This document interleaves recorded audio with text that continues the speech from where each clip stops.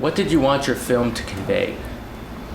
I think for me as a filmmaker who was born in Mexico but grew up here in the United States, I was interested in telling a different type of story about Mexico that still addressed what's Mexico's current situation and the challenge that it's facing in dealing with this new wave of violence and instability.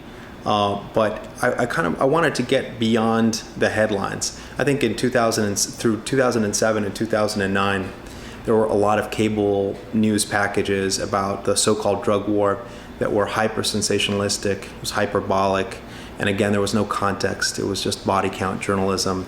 And I just kept hungering for a deeper story. For who's on the front lines, who's covering this stuff, what's the deeper story?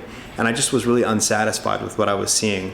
And so my curiosity to just talk to people and find out what was happening in the country that I'd been born in, that sort of provoked this search. And I hope that the film demonstrates, highlights the work of journalists and people who are doing their best in a very difficult situation. And I think that my hope is that the film, especially for a U.S. and an international audience, introduces people to a history and a context that they weren't familiar with. I mean, for me, the film was a learning process. I really had to bone up on Mexican history, certainly through the 80s and 90s.